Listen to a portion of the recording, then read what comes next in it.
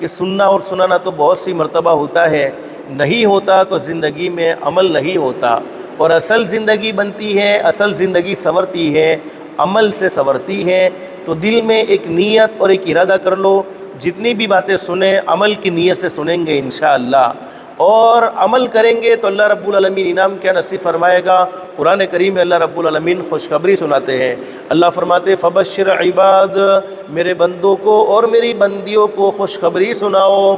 کون سے بندے اور کون سی بندیاں؟ اللہ قرآن کریم میں فرماتے الذین یستمعون القول فیتبعون احسنہ، اللہ فرماتے میرے وہ بندے اور میری وہ بندیاں جو دین کی باتوں کو، قرآن کی باتوں کو، حدیث کی باتوں کو دھیان سے سنتے ہیں، توجہ سے سنتے ہیں، ادب سے سنتے ہیں، طلب سے سنتے ہیں، پھر اس پر اچھا عمل کرتے ہیں، اپنی مرضی کا عمل نہیں بلکہ پیدا کرنے والا اللہ جیسا چاہتا ہے ویسا ہی عمل کرتے ہیں۔ اس لیے کہ مابین اگر بات دھیان سے سنی جاتی ہے، بات ادب سے سنی جاتی ہے، بات طلب سے سنی جاتی ہے، دین کی بات ادب اور طلب سے سننے کی برکت سے اللہ پاک ضرور عمل کی بھی توفیق نصیب فرما دیتے ہیں۔ اچھا عمل ہوتا ہے تو پھر انعام کیا ملتا ہے؟ اللہ قرآن کریم میں فرماتے ہیں اولئک الذین ھداھم اللہ واولئک ھم اولو الالباب، اللہ فرماتے میرے بندوں اور میری بندیوں تم زمین پر عمل کی نیت کرو گے، تم زمین پر عمل کا ارادہ کرو گے،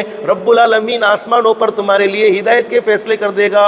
اور ماں بہن ہدایت سے بڑھ کر کوئی دولت ہو نہیں سکتی۔ دنیا کی مختصر سی زندگی میں، دنیا کی ختم ہونے والی زندگی میں انسان کو سب کچھ مل جائے لیکن ہدایت نہ ملے، اعمال صالحہ کی توفیق نہ ملے، اس انسان کی دنیا کی زندگی بیکار ہے۔ اور جس کی دنیا کی زندگی اللہ کو ناراض کر کے بیکار ہو گئی، جس کی دنیا کی زندگی اللہ کو ناراض کر کے بگڑ گئی، اللہ حفاظت فرمائے، اللہ حفاظت فرمائے، اللہ حفاظت فرمائے، اس کی آخرت کی زندگی درست نہیں ہو سکتی ہے۔ اس لیے کہ اللہ پاک نے دنیا کی زندگی آخرت کی زندگی بنانے کے لیے، دنیا کی زندگی آخرت کی زندگی سنوارنے کے لیے نصیب فرمائی ہے۔ بس اللہ سے دل سے دعا کر لو، اللہ پاک ہم سب کو عمل کی بھی توفیق نصیب فرمائے، اور اللہ پاک ہم سب کو ہدایت کی دولت سے بھی مالا مال فرمائے۔